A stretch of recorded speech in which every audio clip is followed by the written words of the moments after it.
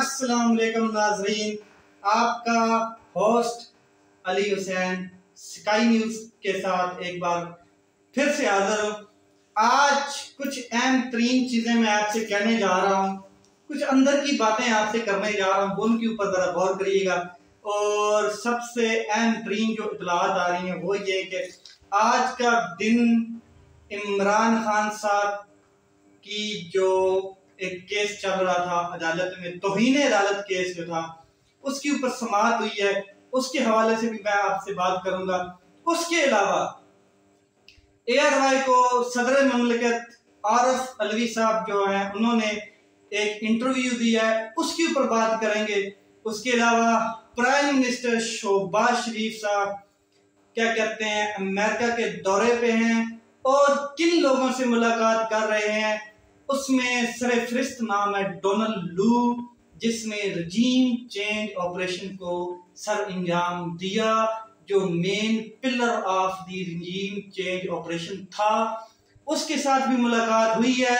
साथ थे साहबजादा क्या कहते हैं जरदारी के जो साहबजादे हैं वो थे, यानी कि भुट्टो के जानशीन समझ लें, भुट्टो की नस्ल के वारिस वो थे, अपना नाम क्रेडिट करा रहे थे। उसके अलावा जो अहम तरीन चीजें मैं आपको बता दूं, क्या पाकिस्तान तहरीके इंसाफ असेंबली में दोबारा आएगी या नहीं आएगी, इसके हवाले से भी मैं आपसे आज थोड़ी सी बात डिस्कस करूंगा।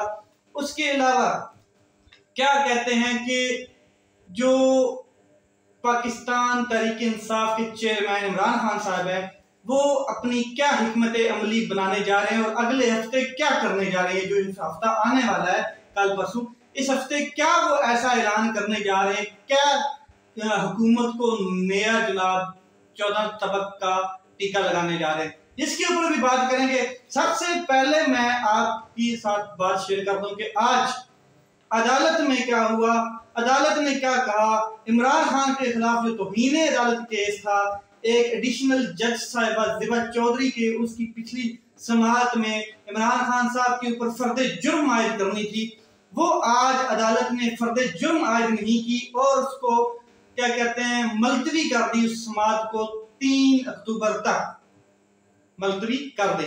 अच्छा, बात क्या हुई, अदालत ने कहा कि हम आज फर्द जुर्म आयद नहीं करते।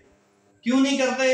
इमरान खान साहब ने हाजिर हुए और उन्होंने रोस्टरम पर जाकर गुफ्तगू की और गुफ्तगू में कहा कि मैं माजरत चाहता हूँ, मेरा बिल्कुल वो इंटेंशन नहीं थी जो समझी गई, मेरा मतलब वो नहीं था, मेरा इरादा बिल्कुल वो नहीं था, जिस तरीके से समझा गया मेरी बातों को ऐसा नहीं था। अगर अदालत कहती है, अगर आप कहते हैं कि मैंने किसी मतलब की कोई लाइन क्रॉस की है, कोई मतलब के खिलाफ वर्जी की है, तो मैं जज साहबा या मेरे पास आ जाए या मैं खुद जज साहबा के पास जाके उनसे माजरत कर लेता हूँ। अजीम लीडर की अजीम बात कि कोई ईगो नहीं, कोई अना नहीं, कोई जिद नहीं, कोई कुछ नहीं, इरादा हतमी था और हतमी इरादा यही था कि वो उनका बिल्कुल कोई ऐसी इंटेंशन नहीं थी इस बात को लेकर। उन्होंने एक क्या कहते हैं जनरल बात की थी और वो उसका निशाना अपने उनके मुखालफीन थे, जज साहिबा नहीं थी, जो उन्होंने बड़ी वाज़ेह बात की। पिछली समाअत में भी उन्होंने ये कोशिश की थी, मगर इस बार उनको गुफ्तगू करने का मौका मिला।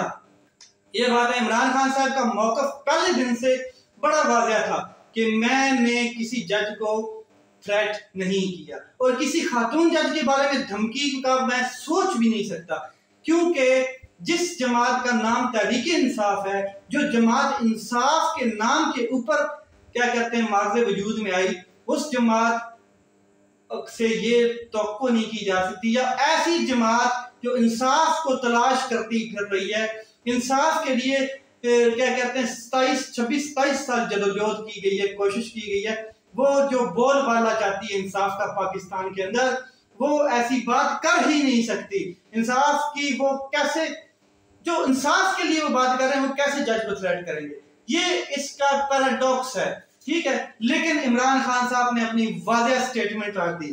आपको याद होगा कि जो पिछली जब अदालत की समाअत हुई उसमें भी इमरान खान साहब रोस्टरम पर आना चाहते थे, अपना मौकफ बयान करना चाहते थे, मगर इमरान खान साहब को आने से रोक दिया गया। इमरान खान साहब 3-4 बार खड़े हुए, पहले उन्होंने पैगाम भी पहुंचाया अपने वकील के थ्रू, मगर उनकी बात इग्नोर की गई। फिर इमरान खान साहब खड़े हुए अपनी जगह पर और उन्होंने इशारा किया कि मैं बात करना चाहता हूँ, लेकिन जो मुअज़्ज़ज़ जज थे, जो हमारे अतर मिनल्ला साहब थे, और जो बेंच था 3 रुकनी बेंच, उन्होंने इस चीज से इनकार कर दिया और उन्होंने कहा कि जी हमने आपके वकील को सुन लिया है, जो बात आपने कहनी थी हमने आपके वकील के थ्रू सुन ली है। तो इमरान खान साहब को उस टाइम मौका नहीं दिया गया था, और ये इमरान खान साहब कह भी रहे थे कि अगर मुझे मौका मिलता, रोस्टरम पर जाकर मुझे बात करने की इजाजत दी जाती, तो मैं इस मामले को उसी दिन खत्म कर देता, या इस माजरत करके ये मामला इतना लंबा जाता नहीं, ये खत्म हो जाता शायद, मगर ऐसा नहीं हुआ। आज फिर इमरान खान साहब ने जो फैसला किया, वो जिसके लिए भी ये पिछले 26 साल से क्या कहते हैं कोशिश कर रहे हैं, बिल्कुल आप सही इसके ऐन मुताबिक आज इमरान खान साहब क्या कहते हैं उन्होंने अपनी ज़हन को तो क्या कहते हैं और समझदारी के हिसाब से, बिल्कुल ऐन समझदारी के हिसाब से उन्होंने एक फैसला किया और उन्होंने वाज़ह कहा कि अगर, बड़ी कमाल की बात की, अगर ये समझते हैं कि मैंने लाइन क्रॉस की है, अगर अदालत ये समझती है, अगर जजेस मोहतरम जो है हमारे ये समझते हैं कि मैंने क्या कहते हैं लाइन क्रॉस की है, मैंने कोई खिलाफ वर्जी की है, तो जज साहबा ये समझती हैं जिसके बारे में ये तौहीन अदालत का मुकदमा है, तो मेरा ईगो कोई नहीं है, अदालतें हमारी बहुत काबिल एहतराम हैं, मैं इनके पास जाकर वजाहत दे सकता हूं। उस जज साहब की बात की इमरान खान साहब ने और कहा कि आपसे माजरत करता हूं, जो भी हुआ है मेरी इंटेंशन वो नहीं थी, मेरी बिल्कुल इरादा ऐसा नहीं था, और इसलिए अदालत ने जो क्या कहते हैं उन्होंने जवाब जमा करवाया तहरीरी, वो भी अदालत ने क्या कहते हैं तस्लीम कर लिया मनोन, और उसके अलावा अदालत ने फर्द जुर्म आयद नहीं करने का फैसला किया और समाअत को मुलतवी कर दिया, क्योंकि इमरान खान साहब की जो इंटेंशन थी वो बिल्कुल वाज़ेह नजर आ रही थी, उनके सामने थी, ऐसी कोई इंटेंशन नहीं थी कि वो अदालत की या जज साहब को वाकई थ्रेट कर रहे थे, ऐसा कुछ नहीं था। ठीक है, अच्छा अब हो क्या रहा है, अब जो मतलब कि ये तो बात हो रही थी अदालत के अंदर, अब बाहर जो चीखें निकल रही थी अदालत के बाहर वो बड़ी कमाल की है। इस्लामाबाद हाई कोर्ट के अंदर तुम जो हुआ वो आपके सामने मैंने रखा, मगर लोग लंदन से लेकर अमेरिका तक, लोग रायविंड से लेकर कराची तक, बिलावल भुट्टो हाउस से लेकर क्या कहते हैं जाती उमरा तक चीखें निकल रही थी। लंदन में लोग रात को सोए तक नहीं, क्योंकि वहां पे तो रात का टाइम है ना, तो सोए नहीं कि यार क्या फैसला आने वाला है, क्या इमरान खान साहब आज नायल हो जाएंगे, आज सब खलास हो जाएगा, आज ये हो जाएगा, आज वो, जो सारी सोचें थी वो दम तोड़ गई, जो सारे प्लान थे वो खुदे लग गए, जो दिमागी तवाज़ुन बना के बैठे हुए थे लोग कि इमरान खान साहब अब नायल हो जाएंगे, अब नवाज शरीफ और इमरान खान साहब बराबर आ जाएंगे, एक ही सेटअप में आ जाएंगे, अब जो होगा हम देखेंगे, फिर उनको मजबूर करेंगे, फोर्स करेंगे और फिर उन्हें कहेंगे कि आ जाओ जी यही मैदान है ये, लेकिन वो मैदान में तो आना चाहते नहीं है ना, ये इलेक्शन से भाग रहे हैं। इमरान खान साहब कहता है मैं तो कहता हूँ आए मैदान में, वही मैदान है, वही घोड़ा, आप आए, लेकिन ये लोग इलेक्शन से भाग रहे हैं। इनको पता है, इनको 17 जुलाई याद है, इनको वो जो कराची की सीट हारे हैं वो याद है, पूरी पावर होने के बाद ये हारे हैं, पूरा इत्तेहाद होने के बाद ये हारे हैं, तो ये चीजें थी इनकी सारी, वो जो है ना क्या कहते हैं दफन हो गई, सोचें तमाम चेहरों के रंग उतर गए और चीखें निकल रही थी, सब कुछ दफन हो गया उनका इस फैसले के साथ साथ। अच्छा, लिफाफे और लिफाफियां जो बड़ी मतलब कोशिश कर रहे थे, सवाल कर रहे थे इमरान खान साहब से कि इमरान खान साहब आपने पहले क्यों नहीं माफी मांगी। अच्छा, इस बात भी के ऊपर भी उनको तकलीफ ये है कि इमरान खान साहब ने पहले माफी क्यों नहीं मांगी। भाई आपको क्या है, इमरान खान साहब ने अब माफी मांगी या पहले माफी मांगी, या इमरान खान साहब किस इंटेंशन में उन्होंने बात की थी, ये इससे आपको क्या है।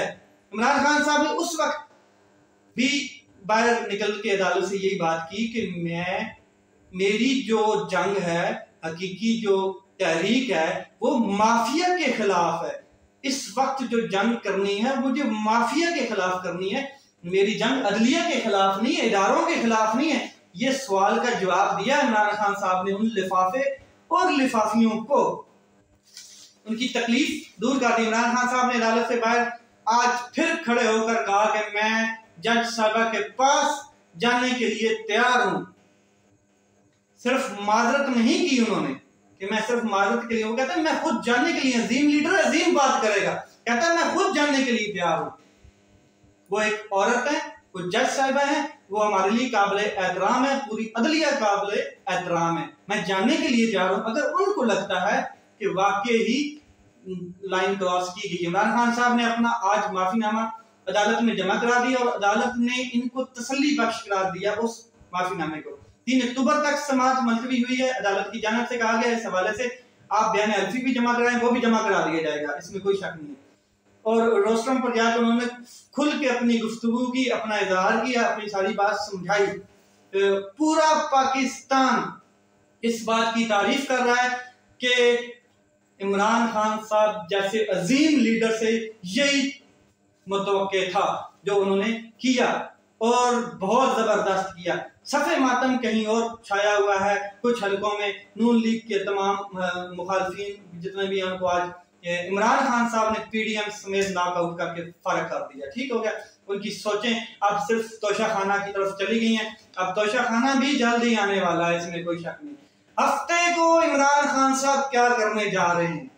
जराए से हमें खबर मिली है कि हफ्ते को इमरान खान साहब की जो एक स्ट्रेटजी है, जो एक हिकमत अमली तैयार की है, जो वो ये है कि वो चाहते हैं कि मुख्तलिफ शहरों में एहतजाज का ऐलान किया जाए।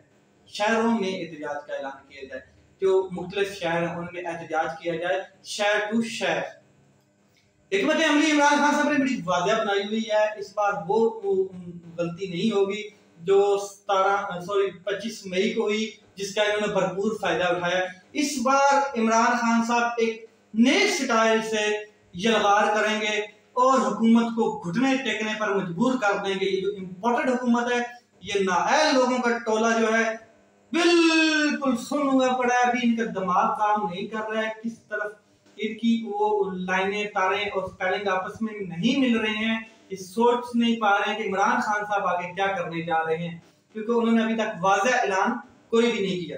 ये चीजें थी। उसके अलावा आपको बता दूं कि शहबाज शरीफ साहब जो है वो अमेरिका में गए हैं। उनकी कल की जो उन्होंने खिताब करना है अक़वाम मुत्तहिदा जनरल काउंसिल असम्बली में, एक उनका खिताब है। उससे पहले उनकी मुलाकातें हो रही हैं।